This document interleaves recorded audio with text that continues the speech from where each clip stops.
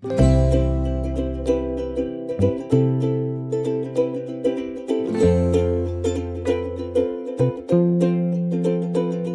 itu cemas? Apa itu cemas?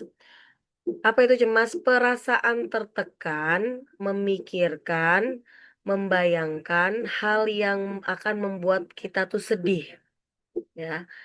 Perasaan tertekan, memikirkan, membayangkan hal yang menyedihkan. Maksudnya menyedihkan itu akan membuat kita sedih. Keyakinan terhadap sesuatu di masa yang akan datang. Ya, tentunya keyakinan itu keyakinan yang buruk gitu ya. Misalnya gitu ya, aduh nanti kalau aku sekolah nih, pasti aku ketemu sama temen yang itu lagi. Aduh, mana dia tuh suka ngebully aku lagi. Nah, gitu. Jadi udah mulai tuh cemas ya. Nah, antisipasi merupakan bentuk antisipasi terhadap masalah atau rasa sakit ya. Aku nggak mau terganggu lagi sama dia misalnya kayak gitu ya. Ini kalau terjadi pada anak atau remaja kita gitu. Nah, cemas ini ya adalah gejala yang ada pada banyak gangguan psikologis. Jadi misalnya orang-orang yang kena bipolar ya, bipolar disorder awalnya cemas. Orang yang kena apa namanya anxiety ya, gangguan anxiety misalnya kayak psikosomatis gitu ya, maksud tuh awalnya cemas gitu ya. Bahkan orang-orang yang mempunyai halusinasi gitu ya. Nah, awalnya juga adalah cemas, kecemasan gitu ya. Kecemasan terhadap sesuatu yang apa namanya, difikirnya itu adalah akan membahayakan atau akan membuat dia sedih. Nah, cemas itu berbeda dengan rasa takut ya, ibu-ibu semua. Kalau takut itu jelas objeknya dan kaitannya dengan saat ini. Misalnya, kalau kita melihat kecoa nih, atau anak kita melihat kecoa atau melihat tikus. Nah, itu adalah takut, bukan cemas, gitu ya.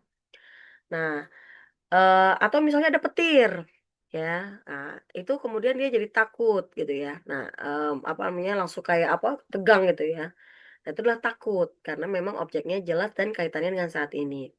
Kalau cemas belum tentu jelas ya, atau abstrak objeknya dan kaitannya dengan masa yang akan datang. Misalnya ada seorang anak yang dia itu baru masuk TK.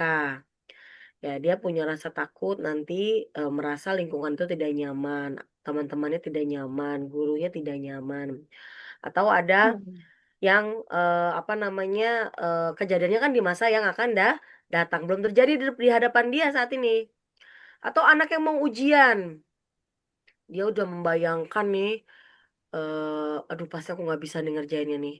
Kalau aku nggak bisa pasti nilai aku jelek, kalau nilai aku jelek pasti aku akan dimarahin." Nah, itu kaitannya belum terjadi dan kaitannya dengan masa yang akan datang. Nah, seperti itu. Nah, itu adalah cemas ya, beda takut dengan cemas. Ya, next. Oke. Bagaimana gejala fisiknya kalau orang-orang yang sedang cemas atau anak kita cemas?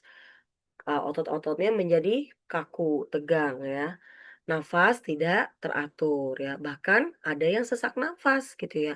Ada seorang anak ya, kemarin ini luar biasa mendapatkan satu kasus ya, anak itu kalau dia mau sekolah ya, kalau dia mau sekolah, dia itu pasti sakit perut ya, lambung ya, lambung.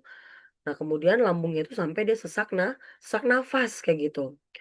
Itu awalnya ya, ayah dan ibunya itu tidak tahu gitu, dipikir memang ada masalah di perutnya. Masya Allah pertama ada masalah di perutnya, berobat ke dokter ini, dioperasilah usus buntu. Kemudian sesak nafas, apa, sembuh sebentar habis itu muncul lagi.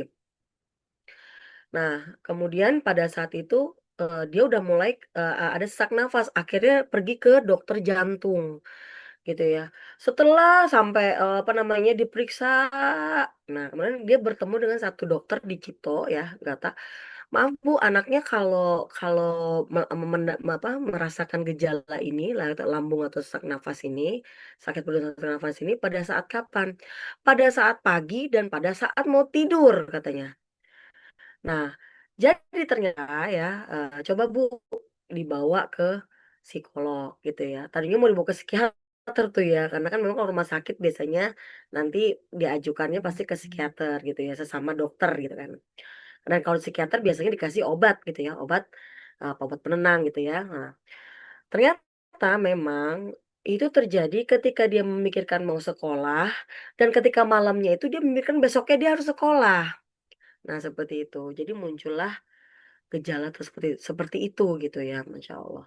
Kemudian jantung berdebar-debar ya, banyak mengeluarkan banyak keringat. Nah, gitu. Padahal misalnya di tempat AC tapi keringatnya mengucur gitu ya. Seperti itu.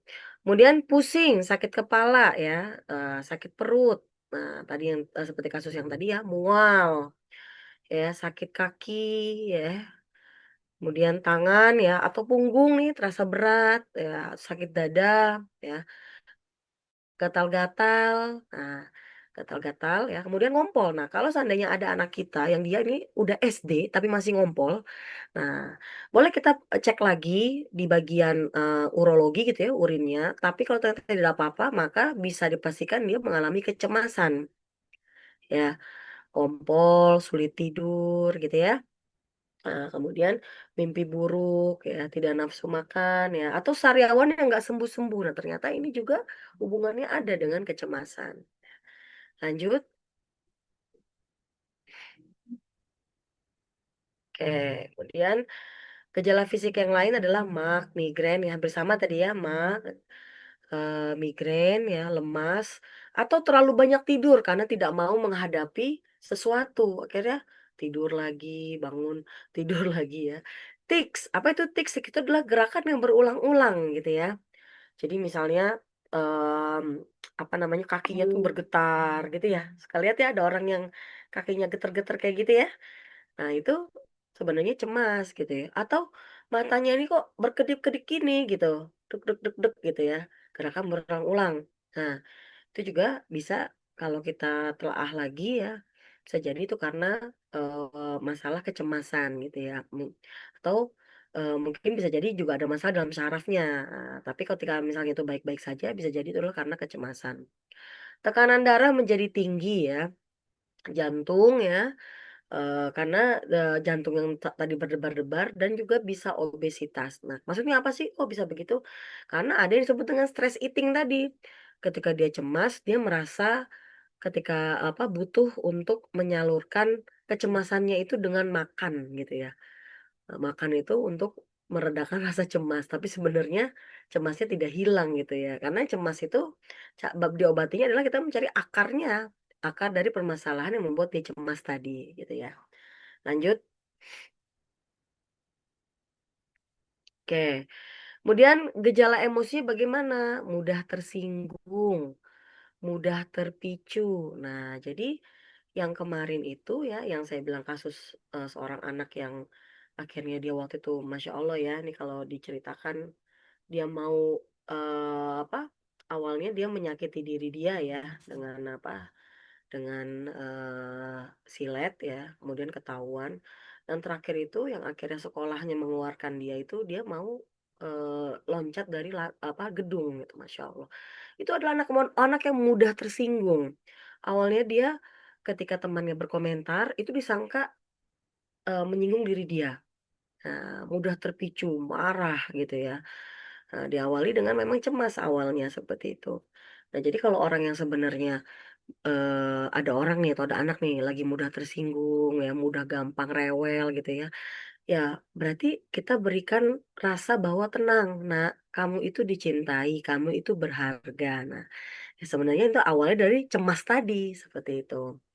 Nah, gejala perilakunya adalah menangis, rewel, cengeng ya, kemudian berteriak, bergantung, maksudnya bergantung itu bukan itu, bergantung kepada, orang tuanya gitu ya, pokoknya nempel aja sama orang tuanya, gitu ya, kayak buntut gitu loh. Padahal misalnya dia udah, kelas 6 SD gitu ya, karena merasa insecure tadi, ya, agresif ya, atau bahkan dia menarik diri. Nah, ini adalah perilaku-perilaku yang muncul diakibatkan bisa jadi awalnya adalah kecemasan yang tidak tuntas, yang tidak ditangani tadi. Kalau gejala kognitifnya gimana? Tidak fokus. Nah, ini juga ada masuk kasus ya di apa, di ruang praktek saya itu, kalau anak yang nggak fokus tuh kan rata-rata, ini anak ADHD apa bukan sih gitu ya. ADHD itu apa sih? Attention Deficit, Hyperactive Disorder. Jadi gejala pemusatan perhatian dan hiperaktivitas, nama lainnya gitu ya. Dia tidak fokus atau bisa jadi dia itu cemas sehingga dia nggak fokus. Dia nggak fokus sama apa yang dikatakan guru karena dia fokus sama pikirannya. Nah, saya pernah nih mendapatkan anak seperti anak SMA gitu ya. Dia dia self diagnose diri dia sendiri. Aku kayaknya ADHD deh katanya. Dia pintar ya, dia pintar karena ibunya juga kan memang dia seorang dokter gitu ya. Tapi setelah dilihat lebih dalam, oh tidak, ternyata dia nggak ada ADHD-nya gitu loh. Artinya dia, tidak apa namanya, tidak clumsy lah, tidak sembrono gitu jadi orang, dia rapi gitu ya. Kan kalau orang ADHD tuh, anak ADHD tuh nggak rapi dia, dia agak sembarangan gitu loh. Nah, ternyata setelah apa namanya, ditelaah lagi, eee, apa yang menyebabkan dia mempunyai kecemasan terhadap sesuatu. Nah, pada saat ini pada kasus itu, gurunya itu pernah berbuat hal yang tidak baik kepada dia gitu ya. Sehingga dia tuh merasa cemas ketika harus belajar, tidak fokus ya.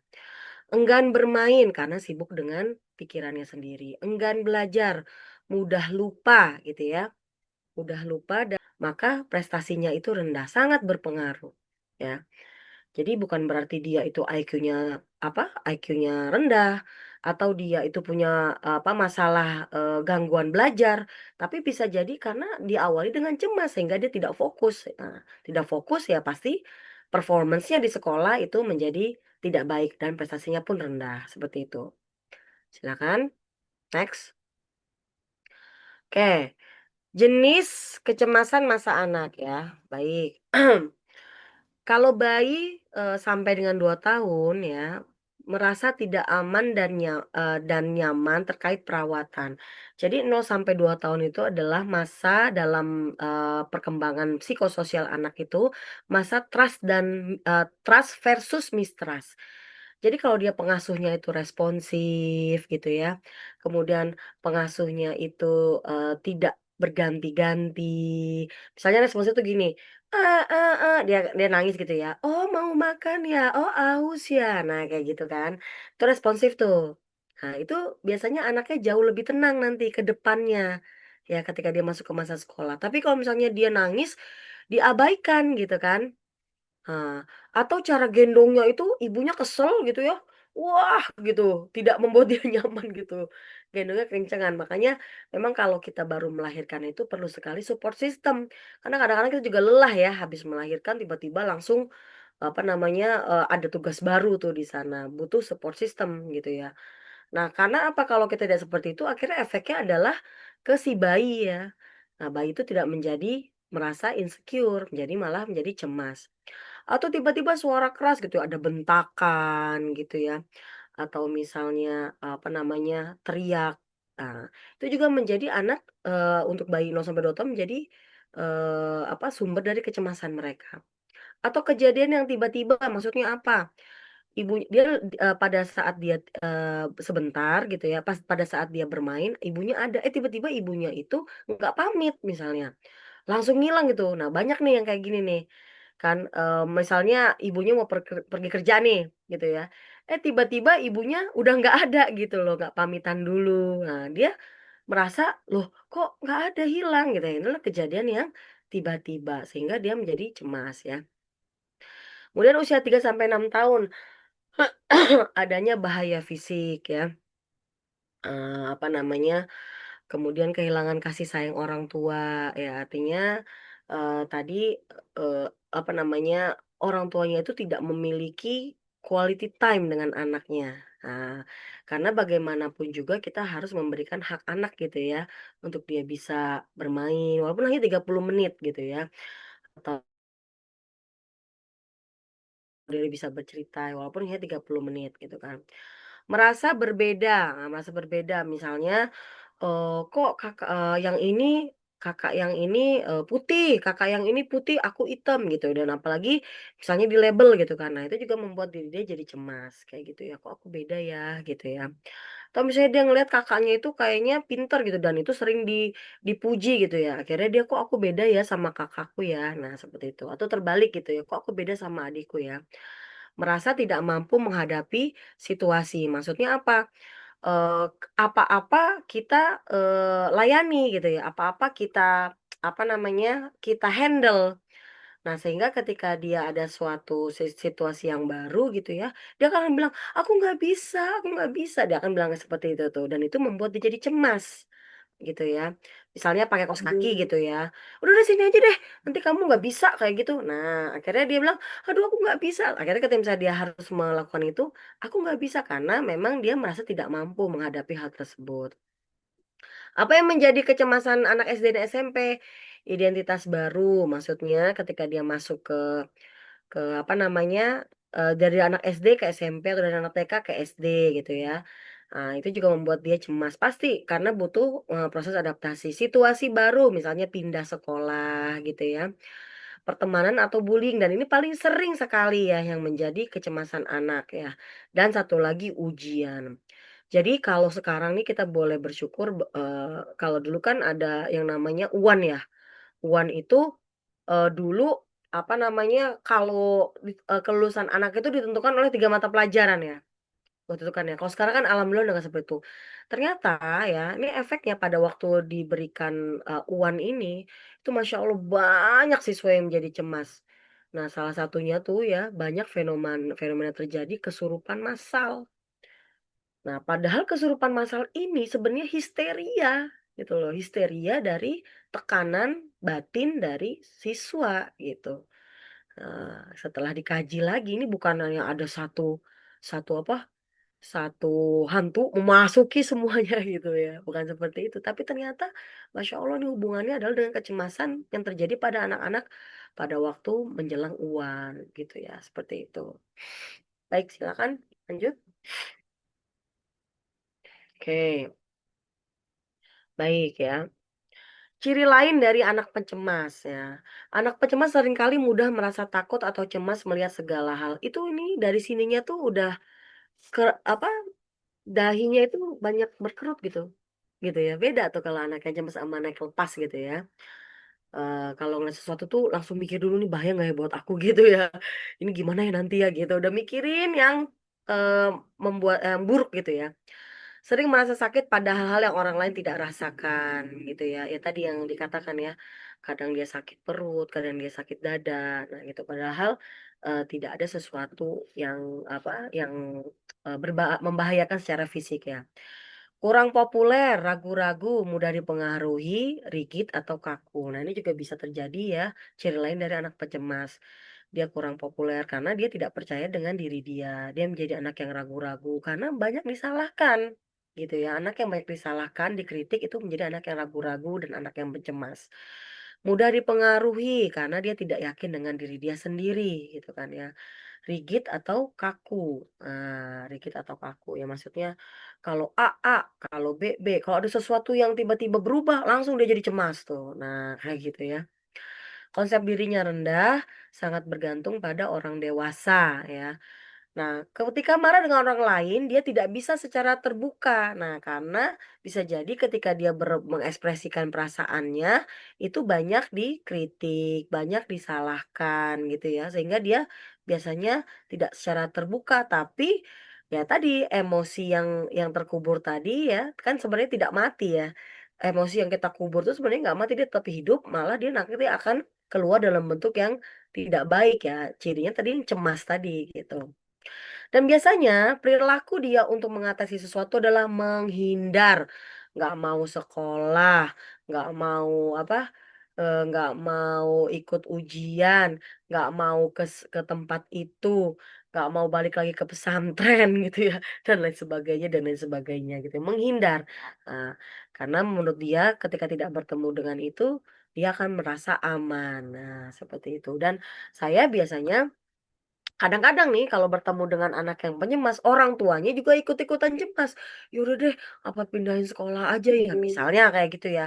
Kalau bukan sesuatu yang membahayakan ya, ajarkan anak untuk menghadapi. Nah, ajarkan untuk menghadapi. Jadi kalau kalau kata apa ya, di satu drama Korea yang pernah saya ini ya, pernah saya tonton tuh ya, "Hadapilah atau kamu tidak akan menjadi anak yang bertumbuh." Gitu ya. Jadi kalau kalau saya bilang, kalau bapak dan ibu akhirnya memindahkan dia, berarti bapak dan ibu sudah mengajarkan dia untuk menghindar terus terhadap situasi. Padahal situasi itu harus dihadapi, bukan untuk dihindari, seperti itu. Silakan lanjut. Oke, penyebabnya apa? Nah, kita reflektif ya. Kita reflektif, mungkin kita reflektif kepada anak-anak kita yang mungkin saat ini di antara anak kita tuh terlihat nih ada gejala-gejala cemasnya ya. Penyebabnya satu, insecure. Nah, insecure itu merasa tidak aman. Nah, dari mana dia merasa tidak aman? Kalau pengasuhannya tidak konsisten antara ayah dan ibu berbeda nilai. Ayah ngomong A, ibu ngomong B, dan berdebatlah mereka. Nah, kayak gitu tuh. Anak tuh jadi cemas tuh kayak gitu, ya. Kemudian harapan, ya, harapan harapan yang tidak konsisten. Berharap apa namanya, kamu tuh harusnya bisa ngalah sama adik kamu gitu ya. Atau misalnya, ya udah kamu nggak apa-apa. Kalau misalnya kamu bilang nggak suka sama adik kamu bilang aja. Itu beda-beda gitu ya omongannya. Itu jadi justru yang bener yang mana sih sebenarnya kayak gitu ya. Kemudian orang tua yang perfeksionis, ya Allah, orang tuanya itu pintar gitu ya. Matematika, dia jago matematika, biasa dapat 90 100. Ketika ngelihat anaknya itu nilainya cuma 80, kok bisa sih cuma 80? Nah, misalnya kayak gitu kan ya. Orang tua yang perfeksionis pokoknya kamu harus lebih baik ya. Kamu ikut les ini, les ini, les ini, les ini, gitu ya. Supaya anaknya itu juga jadi yang perfeksionis gitu ya. Nah, akhirnya anak pun bisa menjadi cemas di situ. Atau anak yang diabaikan. Nah, anak yang diabaikan karena dia tidak punya apa? Tidak punya pegangan. Gitu ya. Anak yang nggak dikasih batasan, nggak dikasih aturan, dan dia cenderung diabaikan, itu dia nggak kayak punya pegangan. Aku harus gimana sih? Gitu ya. Saya pernah tuh bertemu anak SMP yang dia tuh cemas banget. Ternyata memang dia itu jarang ngobrol sama ayah dan ibunya. Karena ayah dan ibu itu sebenarnya pada dasarnya ketika anak itu bercerita akan memberikan pijakan-pijakan. Oh, kalau ketemu sama orang ini mah, biarin aja gitu ya, dia mah memang sepertinya lagi bermasalah, Nak, kamu nggak usah merasa diri kamu yang bersalah gitu, kamu kan udah minta maaf sama dia, tapi kok dia malahan kayak nggak mau apa, malah tetap, apa namanya, kesel sama kamu, bukan kamu lagi yang bermasalah di situ. Nah gitu kan. Kalau misalnya bapak dan ibunya nggak memberikan pijakan seperti itu, dia akan selalu merasa, "Berarti aku yang salah ya? Gimana ya caranya biar dia mau sama aku, bergaul sama aku?" Gitu loh. Paham ya? Tapi kalau misalnya kita bilang, "Nak, kamu udah minta maaf sama dia, itu sudah cukup. Kalau dia tidak mau memaafkan, berarti sebenarnya dia loh yang bermasalah." Misalnya kayak gitu. Jadi tuh ada pijakan-pijakan seperti itu, membuat anak tuh jadi yakin, "Oh gitu ya," nggak insecure ya.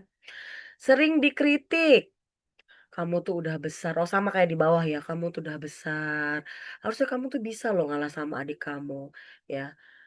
Atau pernah nih ada salah satu kata-kata yang ada seorang anak dalam dalam rompak saya bilang gini, "Saya tuh sering dibilang gini sama ayah saya."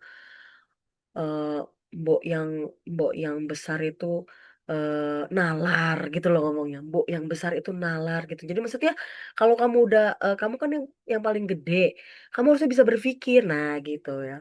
Jadi dia merasa, "Oh berarti aku salah ya?" Padahal penyebabnya itu adalah anak itu baru nonton, punya apa, megang remote. Tiba-tiba adiknya mau merebut, mau ngambil remote itu. Nah, ini kan sebenarnya bagaimana nih menyikapinya? Ada yang tahu nggak kalau misalnya kayak gini? Boleh di-chat dulu deh.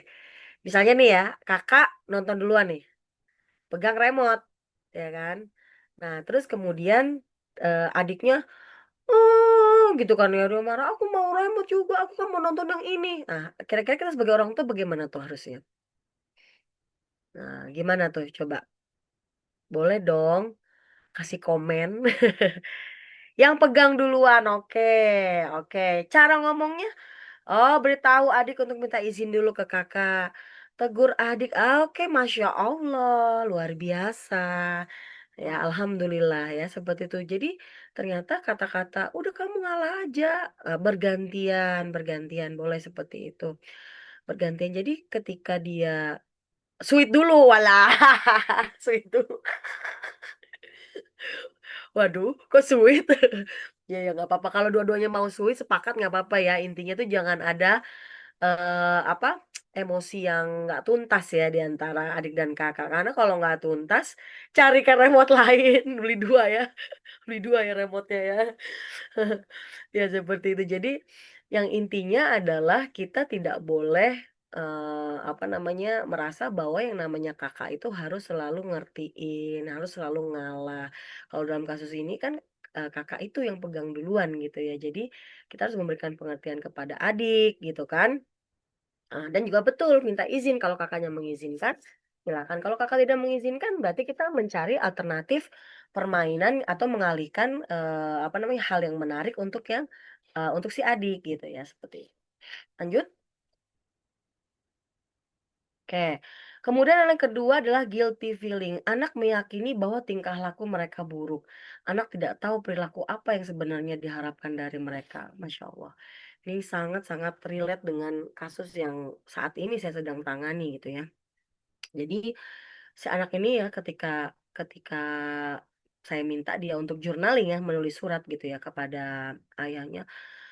Aku tuh nggak tahu sebenarnya aku tuh selalu di mata ayah tuh aku selalu salah. Aku nggak tahu aku tuh harus berbuat apa supaya aku tuh dianggap jadi anak yang baik oleh ayah. Masya Allah, saya sampai sedih banget. Kok bisa begitu ya gitu loh.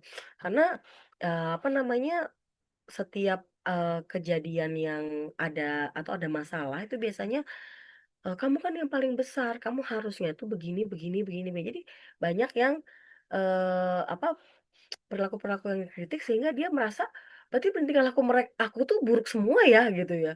Sebenarnya maunya apa sih gitu ya istilahnya nih kalau bahasanya. Nah kemudian ada modeling. Nah ini juga sama. Ternyata anak yang cemas juga ya, itu apa namanya, biasanya karena orang tuanya juga cemas. Responnya berlebihan, misalnya kayak gitu kan ya. "Aduh itu kenapa itu? Aduh kenapa, apa namanya, jari kamu berdarah? Ya Allah gimana?" Nah gitu ya responnya berlebihan ya. Membayangkan hal yang buruk dan tidak optimis ya. Jadi orang tua yang pencemas juga, responnya berlebihan, suka membayangkan hal-hal buruk dan itu di-capture atau ditangkap oleh anaknya. Orang tua yang nggak optimis, nah itu, menjadi, apa namanya, sumber dari kecemasan si anak juga. Kemudian yang keempat adalah frustasi ya. Frustasi itu adalah terlalu banyak gagal, merasa tidak mampu, dan kesulitan mengekspresikan emosi. Nah, kalau pada anak-anak yang berkebutuhan khusus, ini banyak anak-anak yang pencemas. Kenapa? Kalau, maksudnya kalau anak-anak yang berkebutuhan khusus itu terutama yang dia punya learning disability ya. Ketika dia merasa, "Kok aku, nggak seperti teman-teman yang lain ya? Teman-teman yang lain kok pada bisa cepet ngerjain soal ya, kok aku enggak ya?" Gitu ya. "Ya kok aku nggak bisa, temen aku bisa." Nah, ketika dia seperti itu, dia frustasi dan dia menjadi cemas, gitu. Ingat kalau dia menjadi cemas, pasti dia akan mudah tersinggung, mudah terpicu. Karena saya pernah punya kasus seperti ini ya, ada anak ya, yang memang dia itu ketika dites IQ ya, dia bukan learning disability tapi dia lebih ke intellectual disability gitu ya. Maksudnya dia punya apa, kekurangan dalam, apa, IQ-nya. Nah, ketika dia itu merasa, kelas 5 SD belum bisa baca gitu ya, kemudian juga, menulis juga masih, apa, kurang gitu ya. Nah, dia merasa diri dia, "Kok aku nggak seperti temen-temen ya, aku gagal ya?" Nah, sehingga temennya itu maksudnya mau kayak negor doang sedikit gitu loh. Nah, dia langsung mudah tersinggung, terpicu, karena suatu bercandaan akhirnya dia malah mendorong temannya itu sampai temannya luka. Luka dan orang tuanya pasti nggak terima gitu ya. Bahkan ada, dari orang tua yang tadi menjadi apa, temannya tadi, "Pokoknya kalau misalnya, anak itu nggak dikeluarin," sampai begitu ya kata-katanya ke sekolah, "saya akan adukan ini ke polisi." Wah, sampai seperti itu. Waduh heboh sekali pokoknya. Sebenarnya dia tuh anak yang baik gitu ya, tapi karena dia frustasi, dia menjadi cemas. Ketika dia cemas, dia mudah tersinggung. Ketika dia ada namanya anak SD itu kan kadang omongan-omongannya itu kesentil-sentil gitu ya, maksudnya bercanda gitu ya. Nah, akhirnya dia melakukan agresif. Nah, agresif tadi ya, kita masuk ke, yang apa, slide sebelumnya. Anak yang cemas bisa menjadi anak yang agresif, seperti itu. Oke, baik lanjut. Nah, oke, sampai sini saya ingin, apa namanya, ibu-ibu bereflektif ya. Kira-kira anakku ini ya, pertama ada nggak sih ciri-ciri cemasnya gitu ya. Yang kedua, kira-kira penyebabnya apa ya? Nah, dari yang tadi tuh, kan penyebabnya ada insecure, ada guilty feeling ya, ada modeling, ada frustasi. Nah, kira-kira yang mana nih? Nah, karena kalau kita tahu penyebabnya, kita akan tepat nih cara menangani anak yang cemas tadi gitu ya. Nah, apabila kita merasa dibiarin aja, nah siap-siap itu akan menjadi bom waktu ya. Anak kita menjadi tumbuh menjadi pribadi yang akhirnya ada gangguan psikologis tuh. Anak menjadi panik dan tumbuh menjadi anak dengan gangguan psikologis bahkan menjadi sulit tertangani. Masya Allah. Ya artinya apa namanya, kadang-kadang kita itu perlu loh menobservasi yang jeli kepada anak-anak kita dan kita tidak membiarkan gejala itu berlarut-larut. Karena apa? Karena pasti akan menjadi semakin parah, ya, Kak.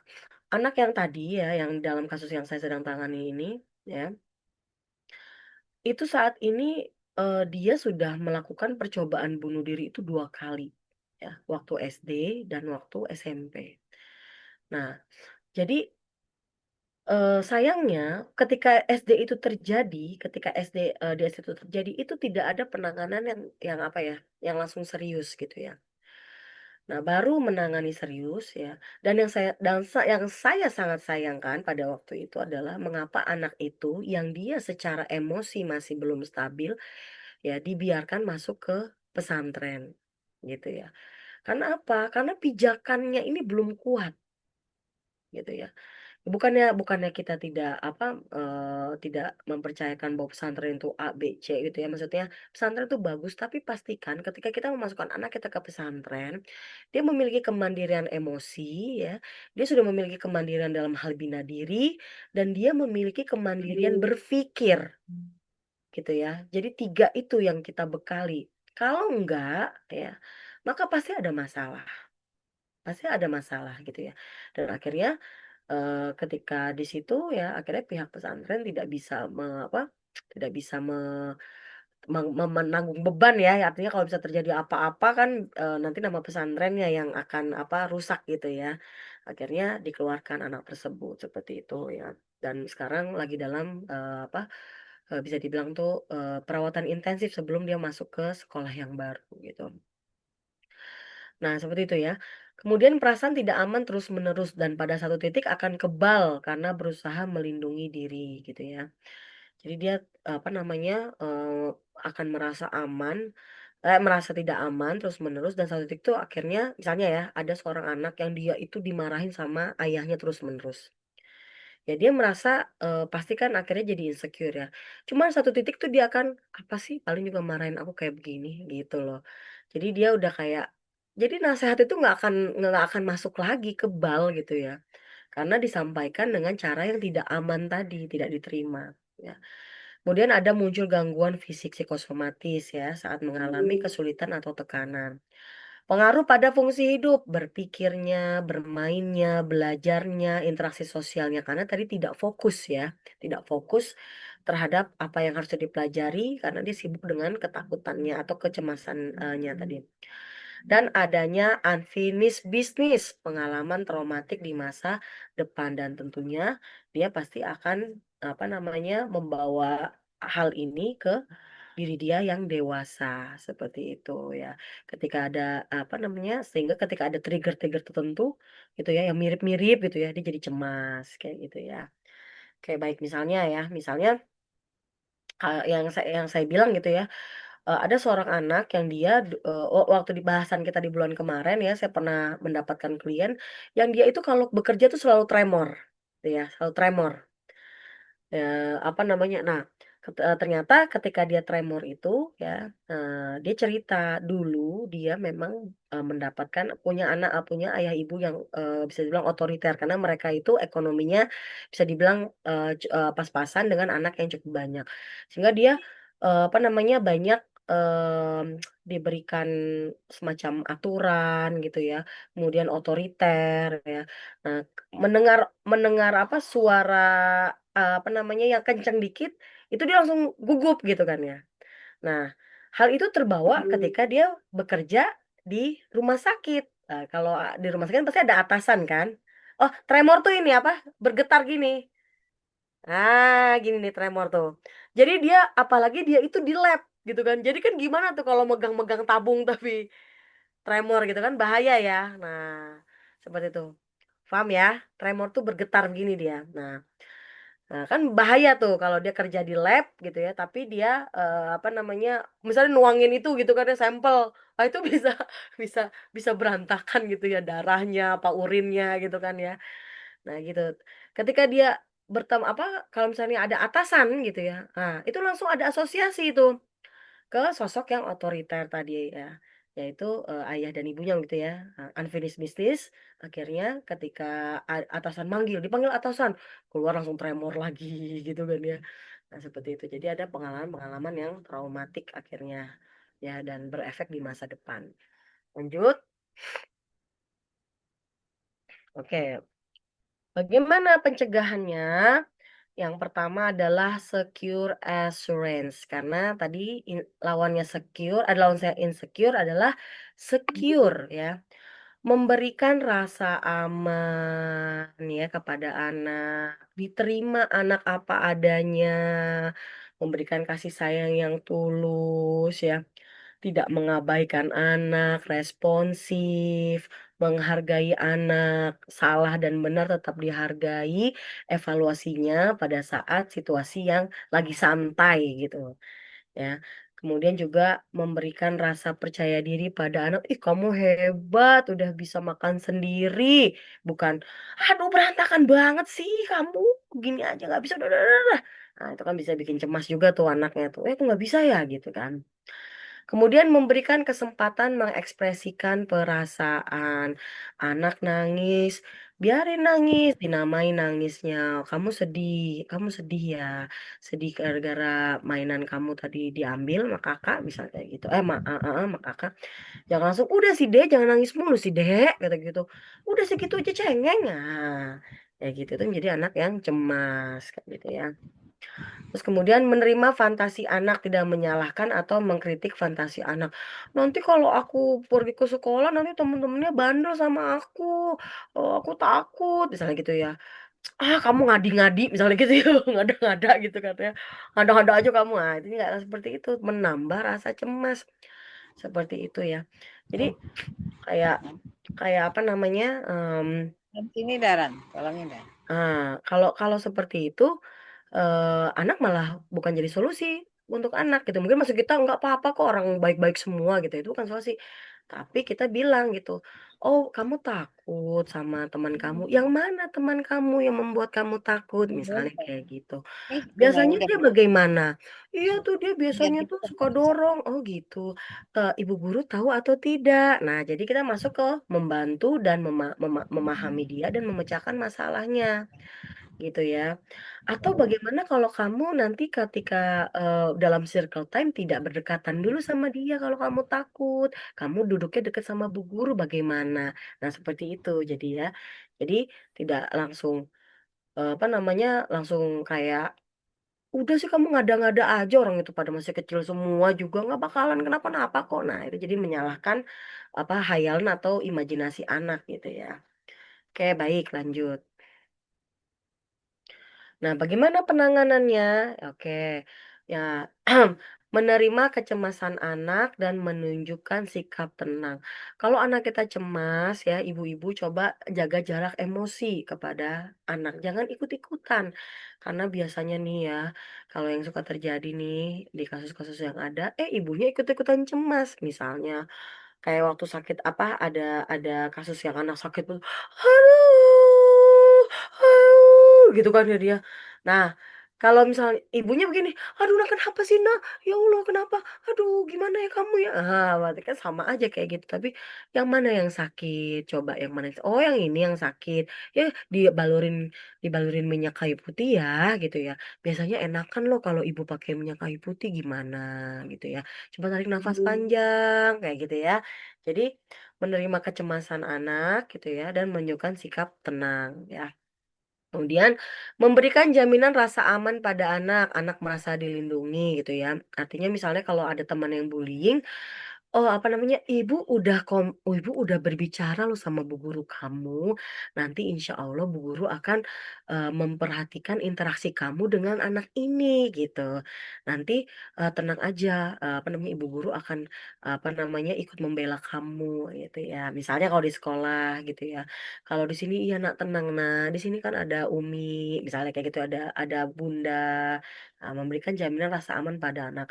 Makanya makanya ini kalau kita kembali lagi ke kasus anak yang cemas tapi dia itu berada di pesantren, nah yang terjadi tuh bisa jadi kasusnya bisa jadi lebih lebih parah kepada anak ya, karena dia tidak punya jaminan rasa aman. Paham ya? Ketika dia memang orang yang pencemas ya, anak yang pencemas dan dia tidak di pesantren gitu ya, dia ada di dia bisa pulang ya. Ketika dia tidak nyaman dengan temannya yang A atau B, dia masih bisa pulang. Nah, dan dia masih pulang itu, ketika dia bisa pulang tuh dia anak akan masih merasa dia terlindungi. Nah, seperti itu. Nah, tapi kalau misalnya dia di pesantren ya, dia pasti kenapa anak itu menjadi lebih kasus apa istilahnya prognosanya itu kecemasannya menjadi semakin buruk karena dia tidak memiliki jaminan rasa aman gitu ya. Kemudian mengajari relaksasi ya kan ya, yang kemarin kita udah belajar ya. Relaksasi dan strategi untuk mengatasi kecemasan, membantu anak mengalirkan emosi ya. Contohnya kita mengusap kepalanya gitu ya. Punggung, tenang nak aman, tenang ya, kayak gitu ya. Kemudian deep breathing. Nah, deep breathingnya itu ya 4 2 7 apa? 4 2 7. 4 tarik nafas dari hidung ya. 1 2 3 4 tahan 2 detik ya. Tahan ya, nggak langsung apa? Nggak langsung kita hembuskan. Ya, tahan, kemudian hembuskan 7 detik ya. 7 hitungan. 1 2 dari mulut, hembuskannya dari mulut. 1 2 3 4 5 6 7. Nah, seperti itu. Ya, dia breathingnya apa? 4 2 7. 4 tarik nafas ya dari hidung, tahan 2 detik ya, tahan ya, jadi tidak langsung dihembuskan lagi, tahan ya, kemudian keluarkan dalam 7 hitungan dari mulut. Nah, dilakukan sampai apa namanya denyut jantungnya sudah lebih stabil. Biasanya kalau orang cemas tuh kan jantungnya berdebar lebih lebih cepat. Nah, kalau kita deep breathing seperti ini ya, denyut jantung kita akan menjadi lebih rileks gitu ya. Kemudian ada tapping. Nah, kalau tapping itu kalau anak lagi cemas bisa kita berikan tapping di sini nih gitu ya. Nah, atau dia tiduran kita giniin gitu ya. Tarik nafas nak gitu ya. Ini tapping namanya. Tapping itu memberikan ketukan-ketukan di titik-titik tertentu ya yang bisa membuat apa namanya syaraf-syaraf itu lebih rileks gitu ya di sini ya. Titik tapping itu ada yang di sini ya, ibu-ibu boleh dicontohkan di sini ya. Oke. Ya. Ini kalau kita lagi stres juga nih Bu ya, kita tapping di sini enak loh Bu, sini gitu ya sambil kita tarik nafas ya. Kemudian juga di bawah mata juga bisa ya, di bawah mata di sini ya. Saya juga kalau misalnya apa namanya eh, di ruang praktek gitu ya, saya suka anak-anak yang emosinya tingkat tinggi itu saya kasih tapping aja gini. Nah, kemudian di sini ya, di sini. Nah, betul ya, tapping tuh betul betul sekali ya Bunda Mamai. Tapping gini enak gitu ya. Nah, ini ya, jadi di dahi, kemudian di samping, di bawah mata, kemudian di atas mulut, di dagu, ya, dan juga boleh di sini. Nah, di sini ya kita tapping ya, gitu. Kemudian hugging, hugging berarti memeluk ya. Kalau kita memeluk anak lagi cemas, kita peluk ya. Itu insya Allah dia akan menjadi lebih tenang ya. Pelukan itu yang paling bagus adalah jantung kita menempel kepada jantung anak ya. Jantung kita menempel kepada jantung anak 20 detik ya. 20 detik. Lama, emang lama, tapi memang itu berefek ya. Nah, terus kemudian pas kita peluk ya, kita apa namanya ajarkan juga anak self talk misalnya. Coba anak bilang, kamu apa aku aman, aku tenang gitu ya, aku aman kayak gitu ya. Aku tenang ya. Pilih kata-kata yang apa namanya membuat dia itu ketika kita tidak ada gitu ya, dia bisa positif selalu tenang tenang aku aman, aku tenang, tidak akan terjadi yang berbahaya, aku aman, aku tenang. Jadi dia positif self talk gitu ya. Mendengarkan musik juga bisa ya untuk relaksasi, sholawat ya, murotal kalau kita juga lagi pusing gitu ya atau lagi mumet, sholawat ya kan ya, atau kita dengarkan murotal atau kita dengarkan musik instrumental yang relaxing tuh itu. Kalau misalnya ini ya saya lebih suka yang seperti itu, ya atau kemudian kalau dia suka buku, baca buku, jalan-jalan, bergerak gitu ya, berdoa. Nah biasanya saya mengajarkan kepada anak saya doa Bismillahilladzi la yadurru ma'asmi syai'un fil ardi wala fis sama'i wa huwas samiul alim. Nah, apa tuh artinya tuh? Bismillahilladzi la yadurru ya. Bismillahilladzi la yadurru ma'asmi syai'un fil ardi wala fis sama'i wa huwas samiul alim. Dengan nama Allah ya. La yadurru tidak ada sesuatu yang dapat membahayakan apa namanya layak turun mas Misyam fil ardi baik itu dari yang ada di bumi maupun yang di langit bahwa sambil alim dan sesungguhnya dia maha mendengar maha mengetahui itu baca 3 kali itu ya nak kamu takut kalau kamu merasa cemas baca ini deh Bismillahilladzi la yadurru ma'asmi syai'un fil ardi wala fis sama'i wa huwas samiul alim. Gitu kita bacakan. Dan minum air putih itu bisa meredakan kecemasan. Lanjut. Oke. Kemudian anak-anak yang kita mau tuntaskan kecemasannya ya, kita bisa membimbing anak mengekspresikan perasaannya secara verbal. Cemas itu kan ada di dalam pikiran. Maka coba bicarakan. Nah, dibicarakan apa sih yang kamu pikirkan? Apa sih yang kamu rasakan kayak gitu ya? Diekspresikan gitu perasaannya. Nah, kemudian role play. Apa itu role play? Role play itu kita main pura-pura. Misal ya, misalnya nih, kamu cemas apa sih? Iya, aku tuh takut aku tuh gak suka tuh dia suka ngejek-ngejek aku jadi sebel misalnya gitu ya. Atau aku misalnya suka dijauhi gitu ya sama dia nyuruh sama temen-temen gitu kan. Ya udah kita role play misalnya. Dia ngejek gitu ya. Misalnya saya jadi ya udah gini ya. Apa Bunda jadi temen kamu nih. Nah, kamu jadi dari kamu gitu. Ya, coba kita latihan gitu kan ya. Jadi kayak apa? Kayak main drama-drama gitu loh, Bu. Ngapain kamu di sini? Kayak gitu kan misalnya kayak gitu kan. Ih, enggak, orang aku di sini emang pengen duduk aja gitu. Sana sana sana sana. Misalnya kayak gitu. Jadi kita apa namanya role play sama anak itu. Emang kenapa aku nggak boleh duduk di sini? Nah, ini kan bebas boleh duduk sini, misalnya gitu ya. Coba kamu ngomong kayak gitu bisa nggak? Berani nggak? Misalnya kayak gitu biar dia mengatasi kecemasan dia, bicara sama temen yang semana-mana itu, misalnya kayak gitu.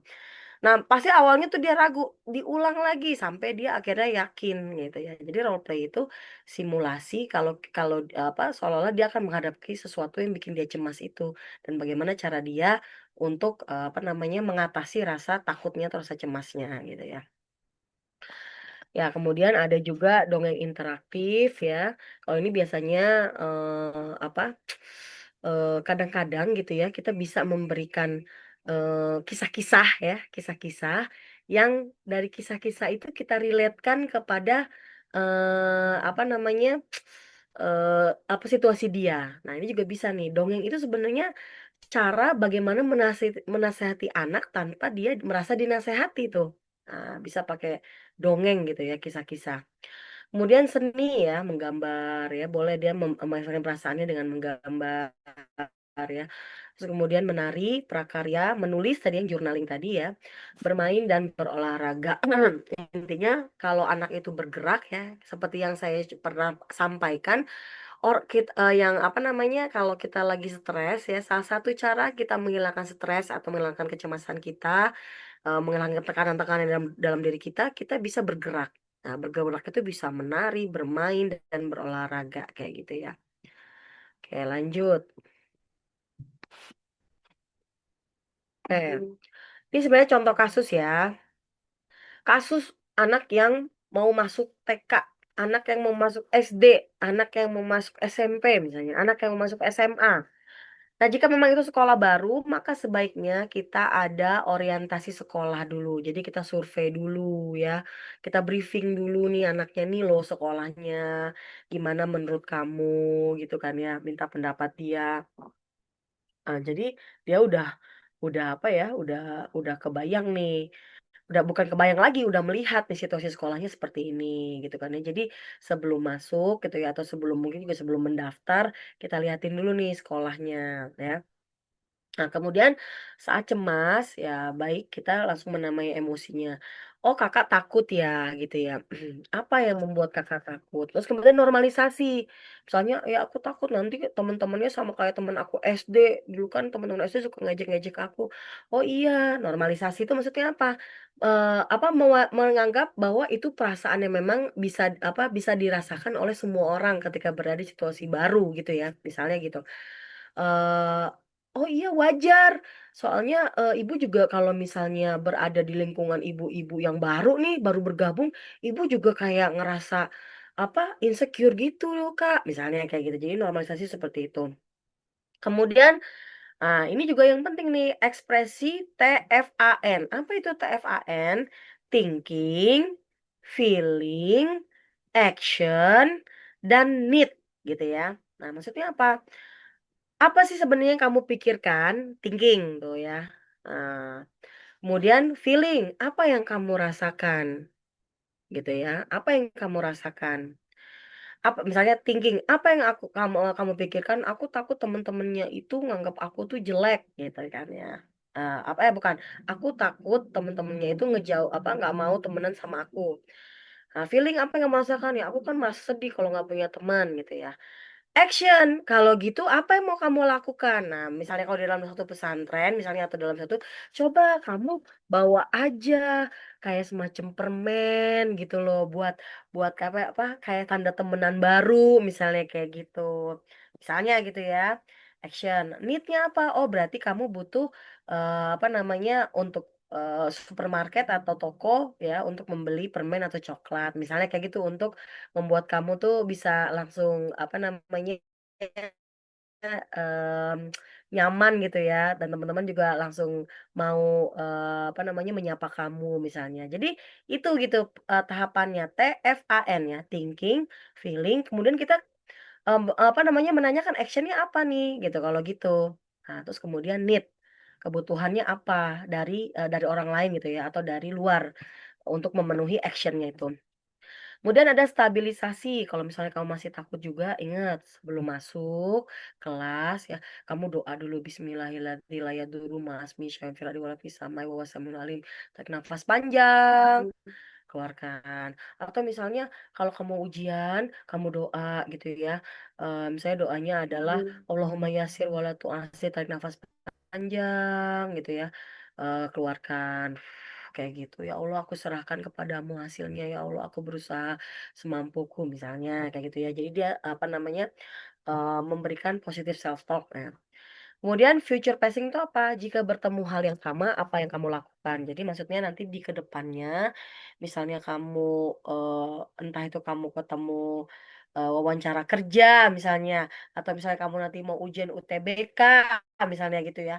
Nah, kamu apa yang akan kamu lakukan? Nah, jadi kalau dia udah punya pola yang sama, dia akan mempertahankan pola tersebut. Nah, seperti itu. Ya mungkin lanjut lagi masih ada nggak? Oh ya, baik, sudah ya. Oke, mungkin itu yang bisa saya sampaikan ya, mengenai mengatasi kecemasan anak. Kalau ada yang mau langsung konsultasi ya mengenai anaknya yang kaitan dengan kecemasan ini, boleh nanti kita masuk ke sesi tanya jawab. Itu saja dari saya ya, saya kembalikan lagi ke MC, silakan.